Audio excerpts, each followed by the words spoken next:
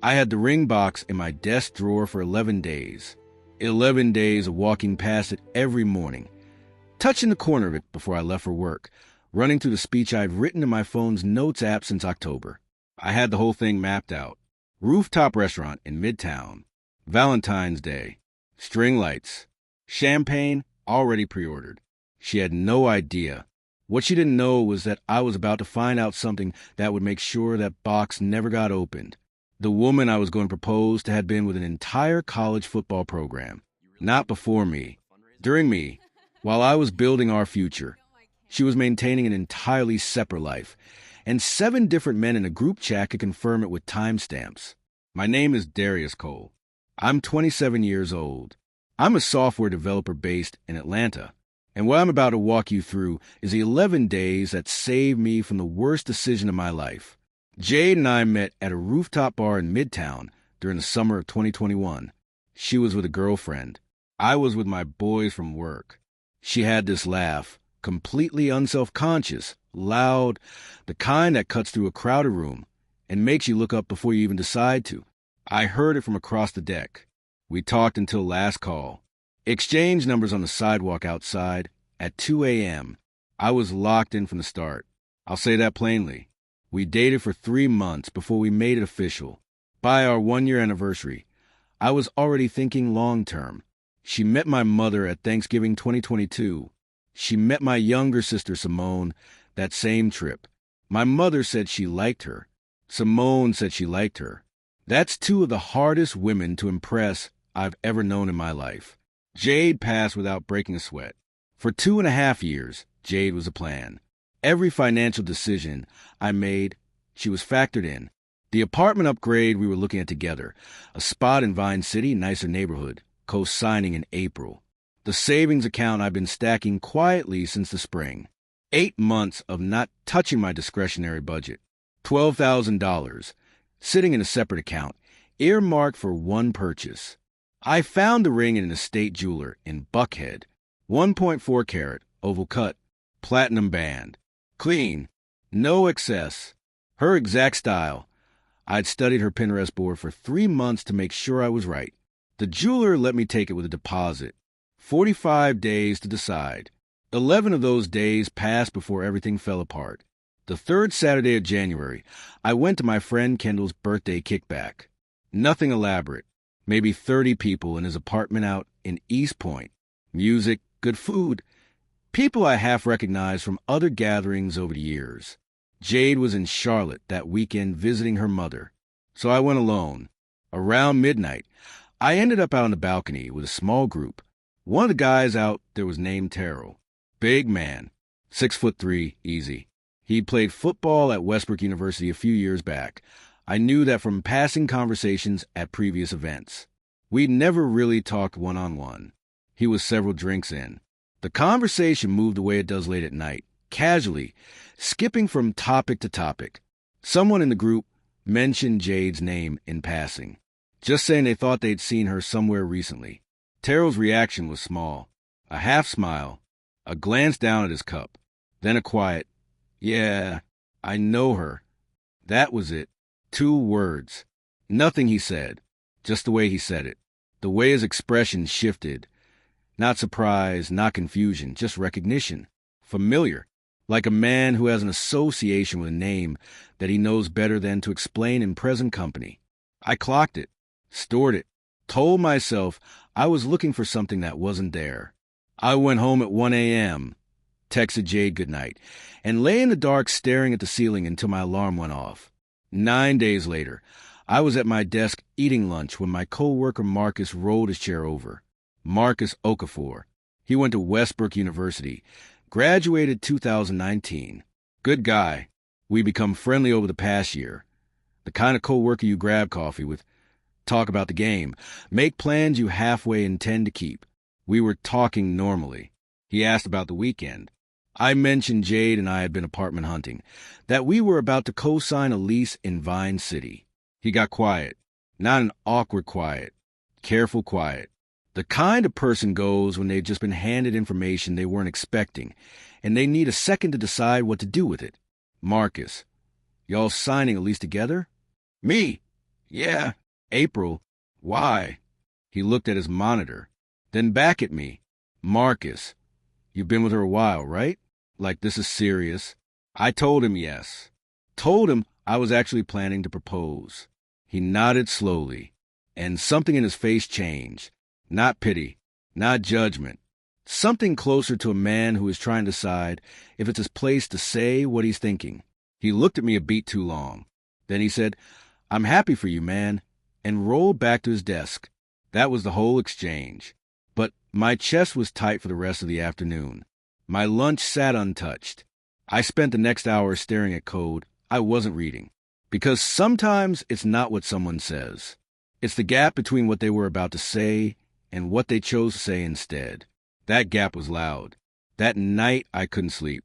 Not because I knew anything concrete. Because I knew just enough to feel the floor shifting under me. At 2 a.m. I opened Instagram. I went to Jade's page. I'd seen it 1,000 times. Nothing new there. But I started clicking through tag photos. Older ones. And I found a group photo from about 18 months back, a Westbrook University Alumni Weekend event. Jade was in the photo, standing near people I didn't recognize, smiling the way she smiles in every photo, completely at ease. I told myself it made sense. She attended Westbrook. Of course, she went to alumni events. I put the phone down, picked it up again 30 seconds later. I looked at who had tagged her. The account had no public posts. Private, 0 visible followers. Created 4 months ago. A burner account or something close to it. And then I found the second account. It appeared as a suggested follow because Jade and I shared so many mutual connections. The username was a variation of her nickname, close enough that if you knew her, you'd know it was her. Far enough away that it wouldn't show up if someone typed in her name on purpose. The profile photo was a close-up of flowers. Private account. 43 followers. I sent a follow request at 2:17 in the morning. By 7 a.m., it had been accepted. I opened the account in the parking lot before I walked into the office. My coffee was in my other hand. I set it on the roof of the car. The photos weren't explicit. I want to be clear about that, but they were enough. There were images she'd posted of herself that were completely disconnected from the person I knew. Captions referencing people by handle, one of which I recognized immediately. He was a Westbrook football player. I'd seen that handle before on a sports page, a comment thread that had been partially deleted. Not fully, just enough to suggest someone had tried to clean it up but hadn't finished. There was a whole parallel social presence here. Small, carefully hidden, 43 people deep, but real, operating alongside the life she showed me every single day. My coffee was still on the roof of the car. I'd forgotten it was there. I walked into the building without it. I spent that entire workday doing my job on the surface while my brain ran the problem underneath. Quiet, methodical, the way I approach a system bug. Don't react, trace, isolate, confirm before you act. Emotion response doesn't produce better information. It just makes noise. That evening I called Kendall. I didn't tell him about the account. I told him about Terrell, the birthday party, the half smile, the 2 words. I asked him directly. Did he know anything? He went quiet for a long time. Long enough that I knew the answer before he spoke. Kendall, Darius, I need to know how serious this is. What are you about to do with Jade? Me, I was going to propose. Valentine's Day. Another silence. Even longer. Kendall, bro, I need to show you something. I need you to be ready for it, though. He texted me a screenshot, then another, then 4 more in a row. They were from a group chat. A chat I was not in and had never been in. A group of Westbrook football alumni, roughly a dozen men. The screenshots had been sent to Kendall anonymously 6 weeks prior. He didn't know who sent them. He'd been sitting on them because he didn't know how to come to me. Didn't want to bring something that might be wrong and blow up what he thought was a good relationship. 6 weeks. I understand why he waited. I don't hold it against him.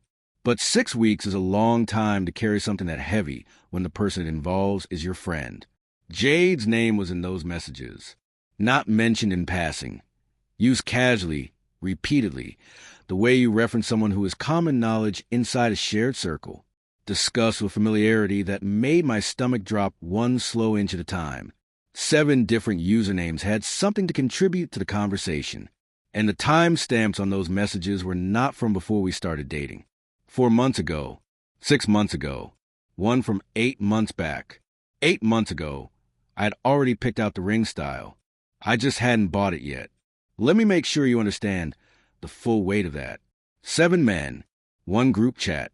My girlfriend by name. While I was planning a proposal. While we were apartment hunting. While she was texting me goodnight from Charlotte.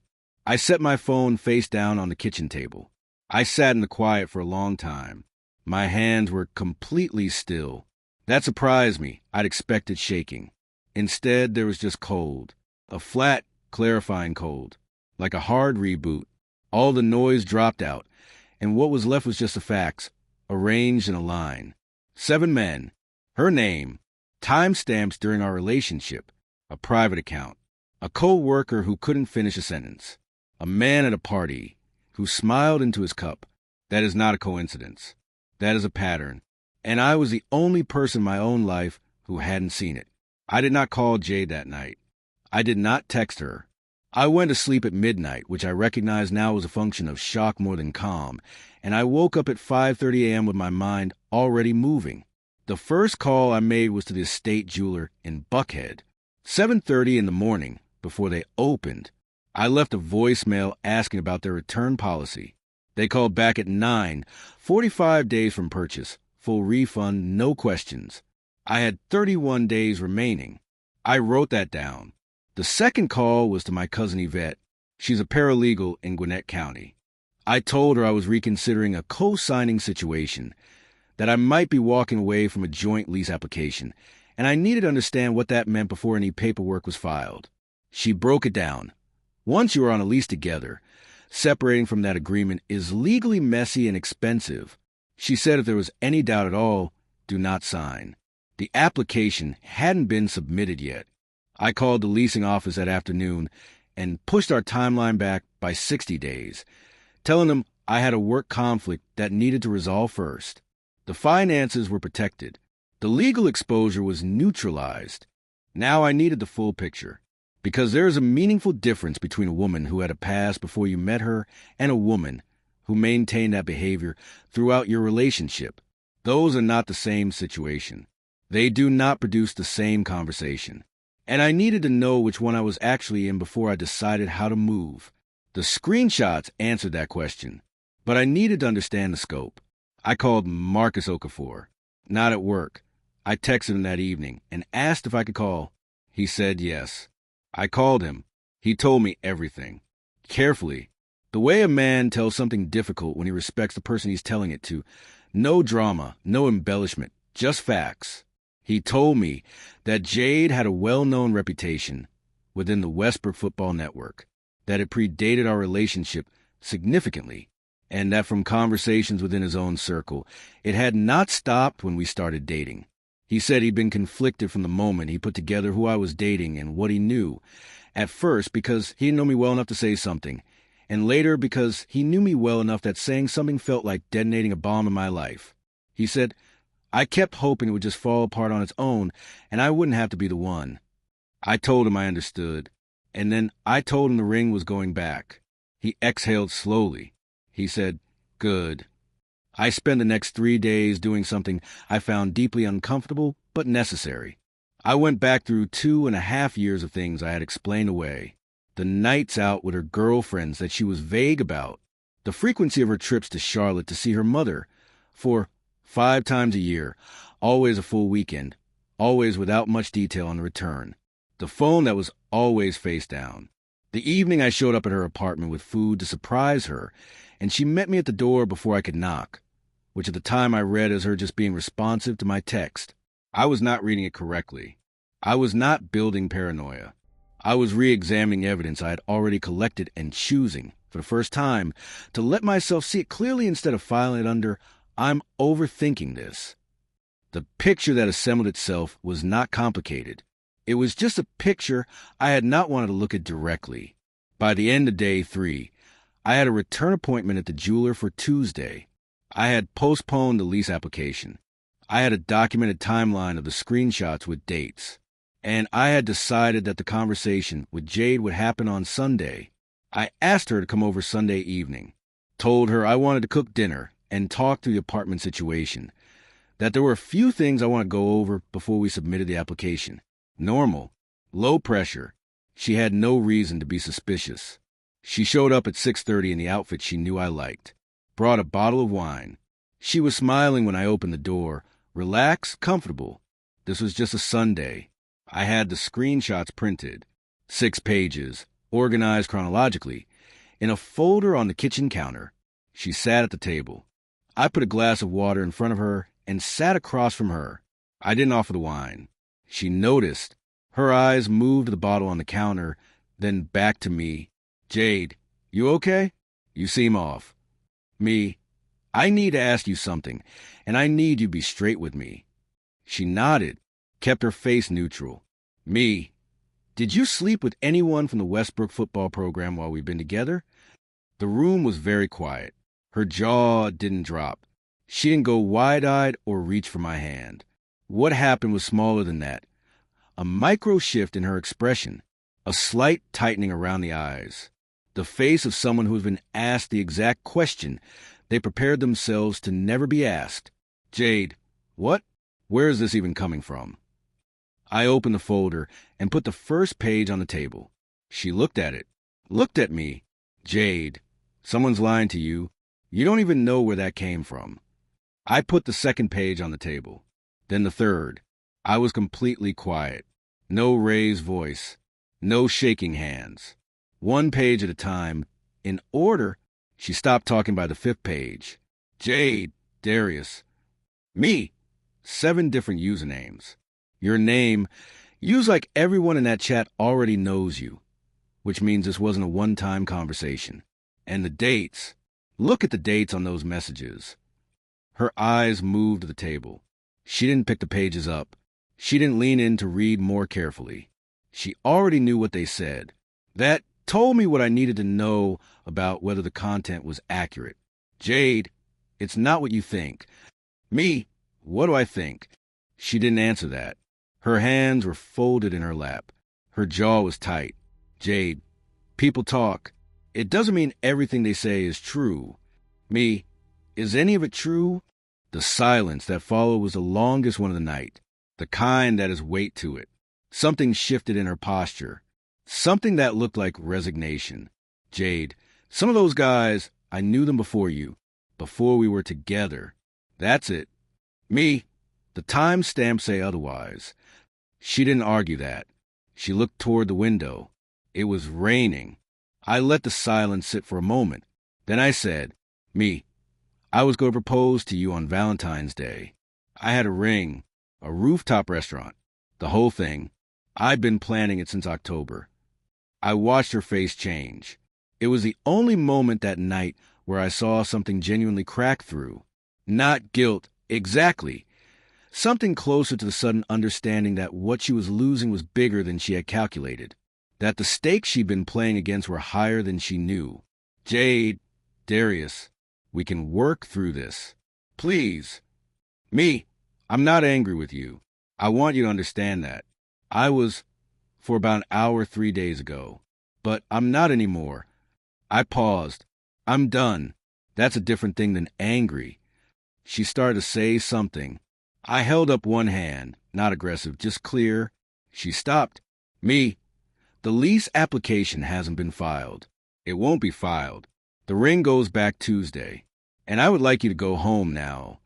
She sat there for another moment, something calculating behind her eyes. Then she picked up her bag and stood. At the door, she turned around. Jade, for what it's worth, I do love you.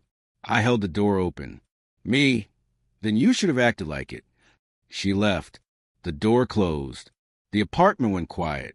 I stood in the kitchen for a long time, picked up the wine she brought, and put it in the cabinet, sat down at the table, and looked at the 6 pages still spread across it.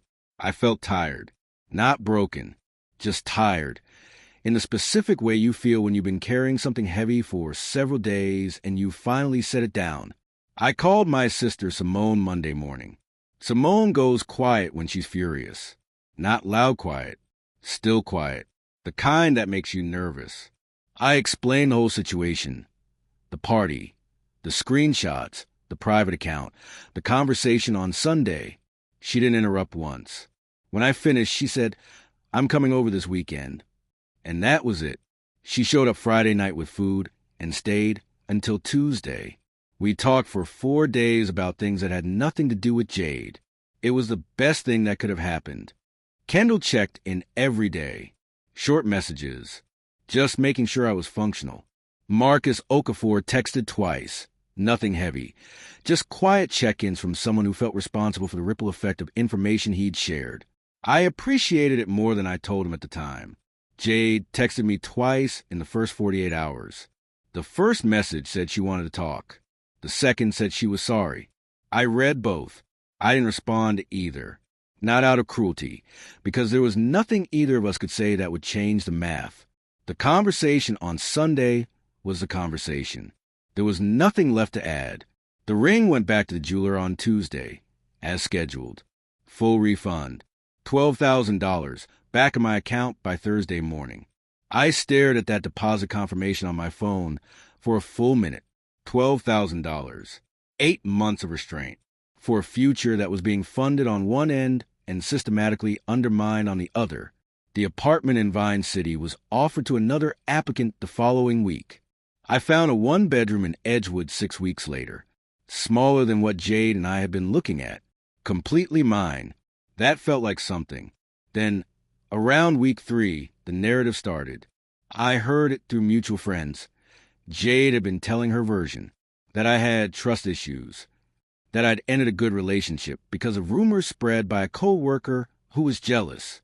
That the whole thing had been a misunderstanding that I refused to sit down and work through like an adult. I did not respond to any of it. Not publicly. Not privately. Not through proxies. The people in my life who needed to know the truth heard it from me directly. Everyone else's opinion lived entirely outside the boundaries of my actual life. Here's what I've come to understand about the truth. It doesn't need your help moving. It moves on its own. The group chat that produced those screenshots was not a small, tight circle. It was 12 men, some of whom had their own separate connections, some of whom had already shown they were willing to share screenshots anonymously. By the time we hit early March, several people within our broader social network had a very specific, detailed understanding of why that relationship ended. Not because I said anything, because the infrastructure of what Jade had been doing was wide enough that it had its own momentum. I heard through Kendall that she'd started seeing someone new in late February. That relationship ended in under a month. I am not satisfied by that in the way you might expect. It doesn't feel like victory. It feels like consequence, which is quieter and more permanent. There was no court, no legal battle, because I had moved before any of it could become complicated. The lease never signed. The ring, return inside the refund window. No shared property. No joint accounts. No entanglement of any kind. 2.5 years, and I had somehow managed not to co-sign a single document with this woman. That was not intentional. I had been planning to. The lease application was supposed to be April. The proposal was supposed to be Valentine's Day. April and February. I had 4 days to spare on one and 31 days to spare on the other. For days. My cousin Yvette, when I told her how close the margin was, went quiet for a second. Then she said, "You have no idea how lucky you are." And she wasn't being dramatic. She works in family law. She has seen what that situation looks like 18 months in. The financial position was clean. $12,000 returned.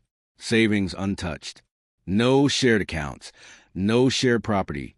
No shared lease. Nothing to divide. Nothing to fight over. Nothing that required a lawyer to unwind. The only thing I lost was 2.5 years and a version of the future I had been building toward. That's a real loss. I'm not minimizing it, but it is recoverable. A signed lease is not always recoverable. A diamond ring with no return window is not recoverable. A proposal accepted in public, in front of people you both know, where the fallout becomes a social event. That is a much more complicated situation to exit. I got out clean. The lesson inside, that is not luck. The lesson is, when your gut speaks, listen before it has to scream. It has been 7 months since I walked Jade to that door. I'm in the Edgewood apartment. It's a good space. I furnished it deliberately, not accumulated furniture, but things I actually chose. A couch I specifically wanted. A desk that fits the way I work. Bookshelves I built myself on a Saturday in March with a drill and an instruction manual and 3 YouTube videos. Because apparently I needed to know if I could do that. I can. I started running again. Hadn't done it consistently in about 2 years. I'm registered for a half marathon in October. I've run 4 days a week for the past 3 months without missing a session. I didn't know I needed that until I was out there at 6 in the morning, and the city was still quiet, and it was just me and the pavement, and nothing else pulling at my attention. At work, Marcus Okafor, and I grab lunch once a week now. When you go through something real with someone, when someone tells you a hard truth at a cost of themselves, you find out quickly what they're made of. He's good people. One of the best I've got now. Simone texts more than she used to. That long weekend in February cracked something open between us that I think had just gotten dusty with distance and time. We talk about real things now, not just holiday check-ins. The $12,000. I split it 3 ways. One portion went into my investment account, already working. One portion funded a trip to Japan I had been putting off for 3 years. Tokyo, Kyoto, a week in Osaka. I went alone.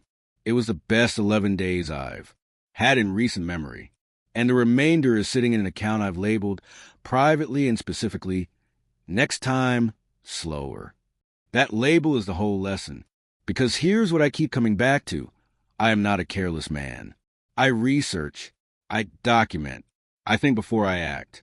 I am the kind of person who studies a ring style for 3 months before purchasing it. I built a spreadsheet tracking apartment listings. I wrote a proposal speech in October for a February delivery, and I edited it 9 times. And I still spent 2.5 years building something with someone who was running a parallel reality I didn't have access to. So what does that mean? It means that being deliberate is not the same as being awake. You can be organized and still be blind. You can be thoughtful and still be in denial. The spreadsheet doesn't protect you. The 10-point plan doesn't protect you. What protects you is listening to the thing that tells you something is wrong before you can prove it. Terrell's half smile at the birthday party. Marcus Okafor's careful silence. The way Jade met me at her apartment door before I could knock. My gut had collected every single one of those data points and logged them in a folder I refused to open because I didn't want to be the kind of man who suspects his girlfriend without evidence. Here is what I know now. Your gut is not suspicion. Your gut is pattern recognition, running ahead of your conscious mind. You have been gathering data longer than you realize. You owe it to yourself to read it. Do I think about the rooftop restaurant? Yes, occasionally. I think about standing up there in February cold, speech memorized, ring in my jacket pocket, waiting for her to walk to the door and thinking I was about to start the best chapter of my life. I think about it, and I feel grateful. Not sad, grateful.